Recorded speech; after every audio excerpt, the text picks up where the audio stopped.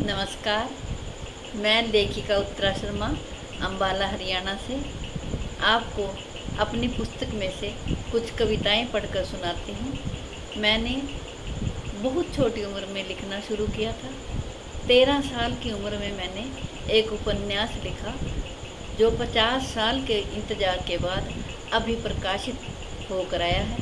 और मेरी दूसरी पुस्तक उत्तरा काव्यांजलि जो मैंने अपने पिताजी को समर्पित की है, ये पुस्तक अभी प्रकाशित होकर आई है। ये मेरे पूज्य पिताजी स्वर्गीय पंडित राम किशन शर्मा जी हैं। इनकी याद में मैंने इनको समर्पित ये कविता की उत्तरा काव्यांजलि पुस्तक समर्पित की है। ये देखिए, ये अभी हाल ही में प्रकाशित होकर आई है। मैंने इनमें से कविता पाठ आपको पहले भी सुनाया था और मैं आशा करती हूँ आप सभी को ये पसंद आएगी। और इसकी कुछ कविताएं और हैं जो मैं आपको सुनाऊंगी। पानी प्रबंधन।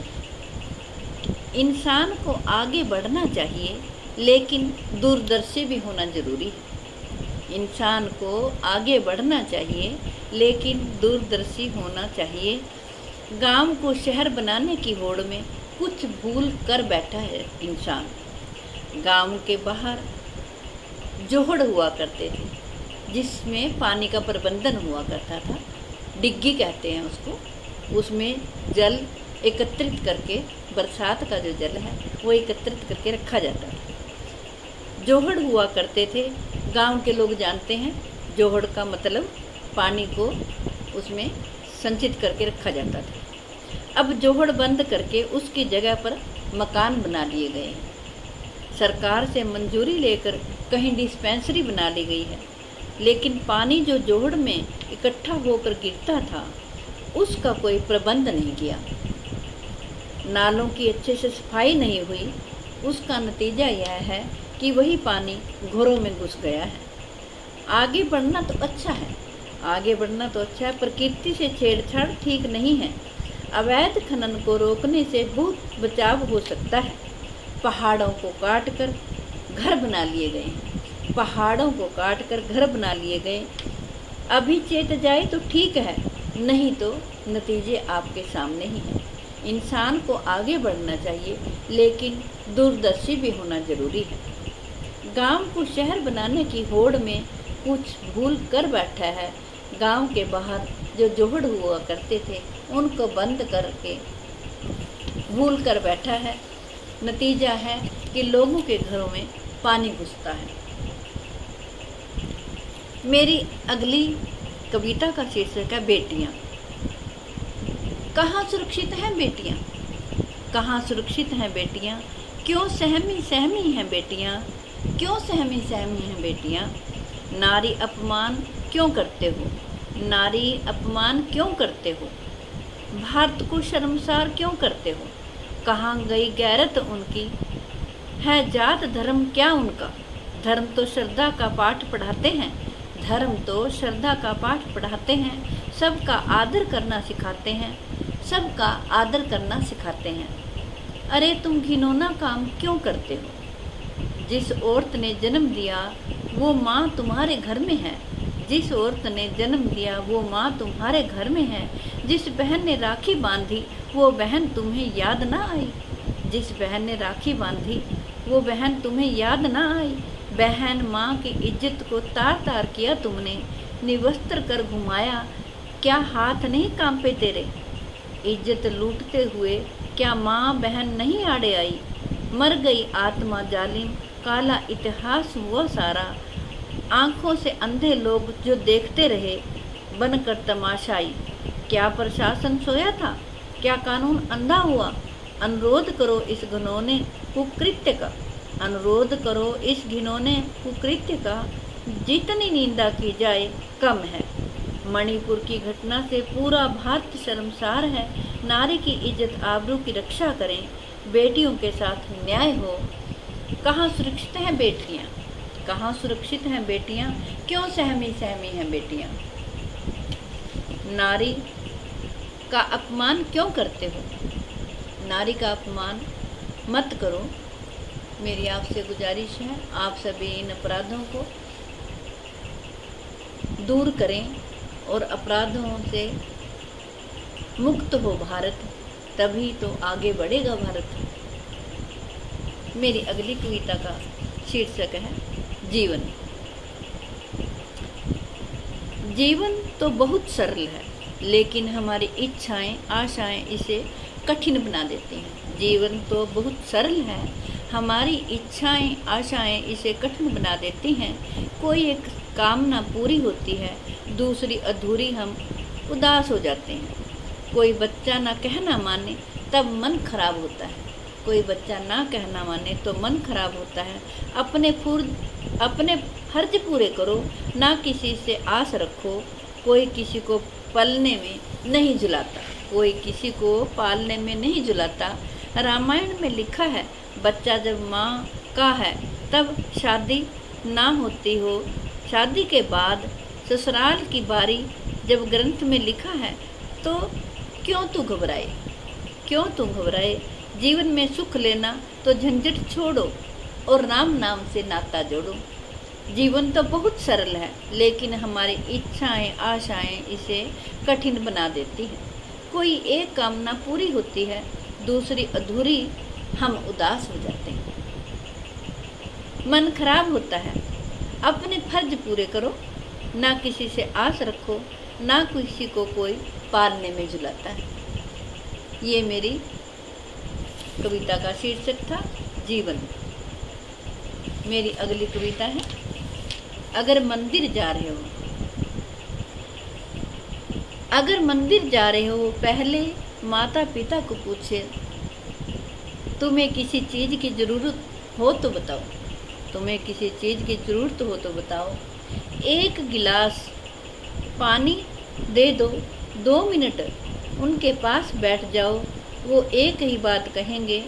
उनके पास बैठोगे तो वो एक ही बात कहेंगे, बेटा अपना ध्यान रखना, बेटा अपना ध्यान रखना, बेटा खाना खा लेना, बेटा सड़क पर ध्यान से गाड़ी चलाना। उन्हें फिक्र है, उन्हें फिक्र है तुम्हारी। पूजा जप तप करने का कोई फ़ायदा जब ही है अगर माता पिता सुखी हैं। पूजा जप तप करने का कोई फ़ायदा जब ही है अगर माता पिता सुखी हैं। बेटी कई कोस अपने ससुराल से पूछ सकती है, पिताजी अम्मा टाइम से दवाई ले लेना, टाइम से रोटी खाते हैं या नहीं। बेटे को फुर्सत नहीं 10 मिनट पिताजी माताजी के पास बैठकर हाल चाल पूछने की। बेटे को तो फुर्सत नहीं है 5-10 मिनट माता पिता की पास बैठकर हाल चाल पूछने की। माता पिता को मेरा नमन है। एक बिल्कुल छोटी सी मैंने 4 लाइनें लिखी हैं। आशाओं का सवेरा होगा, फिर ना कोई बखेड़ा होगा, शांति चारों ओर होगी, सभी मिलकर प्रेम करेंगे, ना द्वेष भावना किसी से होगी, सद्भावना भाईचारा कायम होगा। ये मेरा हम सबका सपना है। ना कोई फिर बखेड़ा होगा, शांति चारों ओर होगी, आशाओं का सवेरा होगा, सभी मिलकर प्रेम करेंगे, ना द्वेष भावना किसी से होगी, सद्भावना भाईचारा कायम होगा। ये सपना हम सबका है। मेरी अगली कविता का नाम है, शीर्षक है लव और आज़ाद कलम। लव और आज़ाद कलम। लव का तो पता नहीं, लेकिन मेरी कलम हमेशा आज़ाद ही लिखती है। मेरी कलम हमेशा आज़ाद ही लिखती है। सबकी भलाई के लिए तुम भी लिखो, सबकी भलाई के लिए तुम भी लिखो। जग की भलाई के लिए लिखती है, बेटियों की तरक्की के लिए लिखती है, बेटियों की तरक्की के लिए लिखती है। संस्कार कैसे हमारी संस्कृति की रक्षा करते हैं, भक्ति भाव लिए लिखती है। देश की रक्षा के लिए लिखती है, देश की रक्षा के लिए लिखती है। माँ के आदर करने के लिए लिखती है। बेटियों को स्वावलंबी बनाओ, बेटियों को स्वावलंबी बनाओ, बेटी को पढ़ाओ लिखाओ, शेरनी की तरह रहो, बेटियों को तहजीब में रहना सिखाती, मेरी कलम आज़ाद लिखती है, अच्छे कर्म का पैगाम देती है। लव और आज़ाद कदम, लव का तो पता नहीं, मेरी कलम हमेशा आज़ाद ही लिखती है। ये मेरी कविता का शीर्षक था। अगली कविता का शीर्षक है दर्द बेवफा कुछ वफा कीजिए। दर्द बेवफा कुछ वफा कीजिए, दर्द बेवफा कुछ वफा कीजिए, सारी जिंदगी खप खप मरे, अपने लिए कुछ ना किए। पहले ताने सबके सहे, बच्चे होने चाहिए तो बच्चे जने। उनके लालन पालन किए, पाल पोस कर बड़ा किए, कतरा कतरा जोड़कर फीस स्कूल कॉलेज की भरी। कतरा कतरा जोड़कर पाई पाई जोड़कर फीस स्कूल कॉलेज की भरी। परिवार को जोड़ते रहे, पता नहीं चला बाल काले कब सफ़ेद हो गए। पता ही नहीं चला बाल काले कब सफ़ेद हो गए। घुटने चलने से रह गए, घुटने चलने से रह गए, आँखों में लेंस पड़ गए। दिल पर चोट इतनी लगी, दिल पर चोट इतनी लगी कि हार्ट अटैक आ गए, दिल में स्टंट पड़ गए। दर्द वफा कुछ तो वफा कीजिए, थोड़ा सा रहम कीजिए, आराम से मरने तो दीजिए, कुछ तो मेरी कदर कीजिए। दर्द भरी ही सही, थोड़ी सी मुस्कुराहट तो दीजिए, दर्द बेवफा कुछ तो वफा कीजिए। ये मेरी कविता थी। अगली कविता का शीर्षक है गति करें दुर्गति। गति करें दुर्गति, अपनी गति अपने हाथ है, अपनी गति अपने हाथ है। अपनी दुर्गति ना करवाएं, अपनी दुर्गति ना करवाएं। आपने सबके लिए सब किया, अब अपने लिए भी कुछ करिए, अब अपने लिए भी कुछ करिए। बचपन निकल गया खेलने में, जवानी मदहोशी में चली गई। बचपन निकल गया खेलने में, जवानी मदहोशी में चली गई। अब आया बुढ़ापा, ना उलझ घर के धंधों में, ना उलझ घर के धंधों में। अपना रास्ता साफ कर ले, ना करवा अपनी दुर्गति, ना करवा अपनी दुर्गति। कुछ दान कर पुण्य कमा, कुछ दान कर पुण्य कमा, और घर गृहस्थी में न टांगड़ा, घर गृहस्थी में ना टांगड़ा।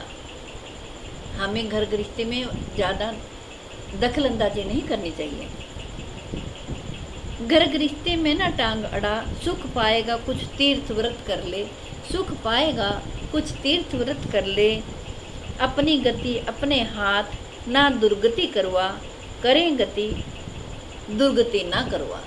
ये मेरी कविता थी। अगली कविता ब्रह्म ऋषि विश्वामित्र। जब ऋषि विश्वामित्र श्री राम लक्ष्मण को लेकर जनकपुरी सीता के स्वयंवर में गए, जनक राजा के पुरोहित शतानंद ने कहा, श्री राम जी, मैं ऋषि विश्वामित्र जी की महिमा आपको सुनाता हूँ। ऋषि विश्वामित्र बहुत बड़े राजा थे। एक बार अपनी अक्षौहिणी सेना के साथ वन में विचरण कर रहे थे। घूमते घूमते उन्हें एक आश्रम दिखाई दिया। वो उस आश्रम में गए। वशिष्ठ ऋषि का आश्रम था। ऋषि को प्रणाम किया। कवि ऋषि ने आदर सहित हाथ जोड़कर प्रणाम किया। विश्वामित्र बोले, हे ऋषि, मेरी सेना को भोजन चाहिए, इनको भूख लगी है। ऋषि वशिष्ठ बोले, राजन, हम वन में रहते हैं, इतनी बड़ी सेना को कैसे भोजन कराएं? चलो फिर भी मैं व्यवस्था करता हूँ। ऋषि अपने आश्रम में गया। उसके पास एक कामधेनु गाय थी। उसने गाय को कहा, गाय ने अपने शरीर से तरह तरह के पकवान पैदा कर दिए। थोड़ी देर में ही सारी सेना ने भोजन कर लिया।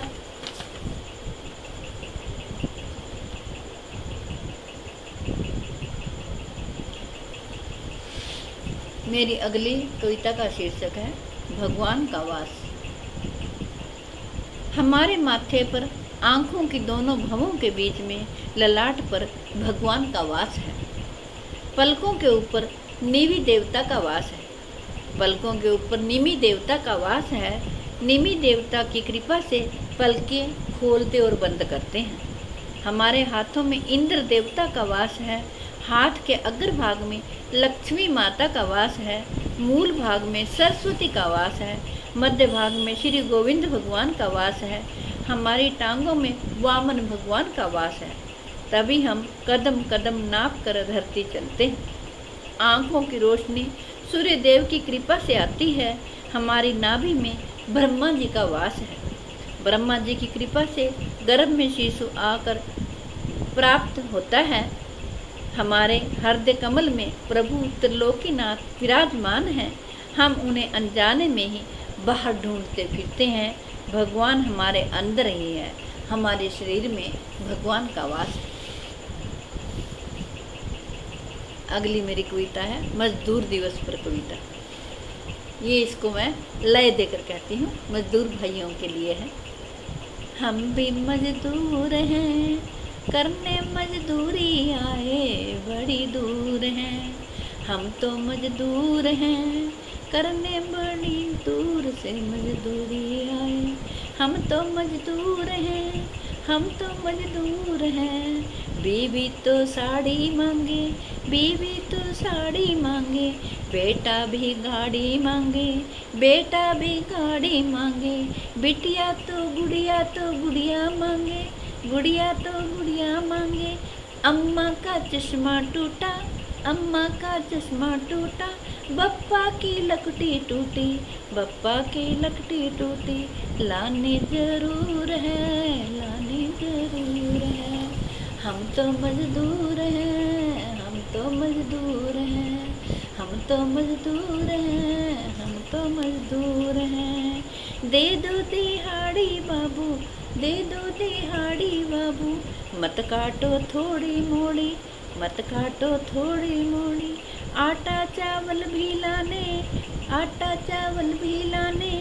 घर में खाने के लाले, घर में खाने के लाले। मैं तो थका हूँ बाबू, कुछ भी बका हूँ बाबू। मैं तो थका हूँ बाबू, कुछ भी बका हूँ बाबू। माफ करो कसूर है, मैं तो मजदूर हूँ, पर घर से दूर हूँ। मैं तो मजदूर हूँ, मैं तो मजदूर हूँ।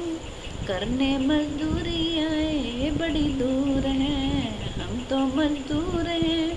बीवी तो साड़ी मांगे, बेटा भी गाड़ी मांगे। अम्मा का चश्मा टूटा, पप्पा की लकड़ी टूटी। लानी जरूर है, लानी जरूर है। दे दो दिहाड़ी बाबू, मत काटो थोड़ी मोड़ी। आटा चावल भी लाने, खाने के घर में लाले। मैं तो थका हूँ बाबू, कुछ भी बका हूँ बाबू। माफ करो कसूर है, मैं तो मजदूर हूँ। हम तो मजदूर हैं, हम तो मजदूर हैं। ये मजदूर भाइयों को समर्पित मेरी कविता है, जिसका शीर्षक था मजदूर दिवस पर कविता।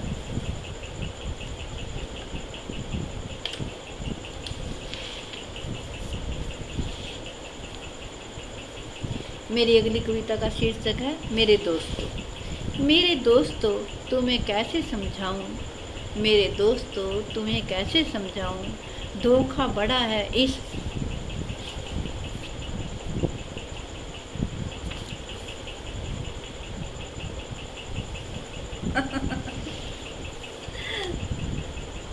सुई आ गई थी कहीं से।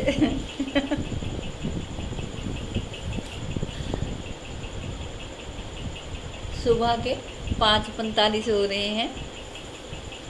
थोड़ी कविता और रह गई है, बाकी की मैं अगली वीडियो में बताऊंगी।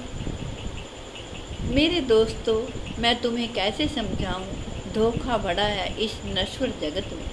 सच जान पड़ता है पर सब झूठ है। झूठे जगत को समझ बैठा सच में।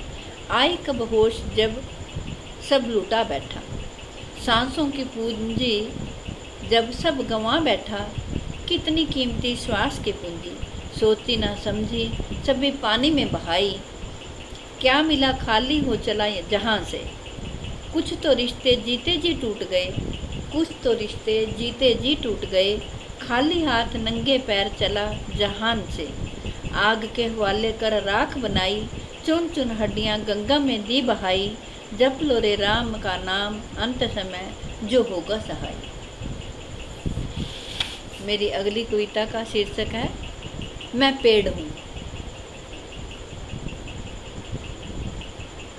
मैं पेड़ हूँ, हे मुसाफिर, आओ तुम्हें विश्राम दूँ। शीघ्र दोपहरी तपती गर्मी, आ तुम्हें विश्राम दूँ। खा पी कर विश्राम, लेकिन पॉलीथीन ना मेरी जड़ में फेंक। नज़दीक से पानी की बाल्टी भर मेरी जड़ में डाल, ये तेरा फर्ज। तपती दोपहरी में मैं भी सूख रहा, तुम्हारे लिए जी रहा, दे रहा ऑक्सीजन तुम्हें, ना घुटे दम तुम्हारे। मेरा ख्याल रख, मानो पेड़ तेरे मित्र हैं, उनकी रक्षा कर। मैं पेड़ हूँ, हे मुसाफिर, आओ तुम्हें विश्राम दूँ।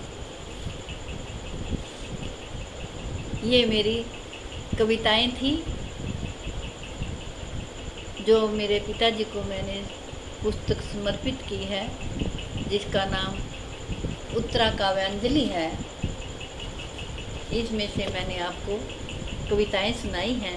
मैं आशा करती हूँ आप सभी प्रेम पूर्वक मेरी कविताएं सुनेंगे। इनमें शिक्षा भी है, बेटियों के लिए भी है, वृक्षों के लिए भी है, कैसे जीवन जीना चाहिए उसके लिए भी है। ये मिली जुली कविताएं मेरी उत्तरा काव्यांजलि। मैं आशा करती हूँ आप सभी इसको सुनकर गौरवान्वित होंगे। आप सबके लिए मैंने ये पुस्तक प्रकाशित करवाई है। मेरा एक्सीडेंट हो गया था, मेरी टांग टूटी हुई है, इसलिए मैंने लेटे लेटे ही ये पुस्तकों का संग्रह किया है। आप भी हिम्मत मत हारिए, एक दिन आपको ज़रूर कामयाबी मिलेगी जैसे मुझे मिली है। आप सभी को शुभ लाभ। अगली कविताएं फिर अगली वीडियो में आपको सुनाऊंगी। वीडियो बहुत लंबी हो गई है, पर लेकिन ये भी बहुत ज़रूरी था जो मेरे को आप तक पहुंचाना था। जय हो श्री राम।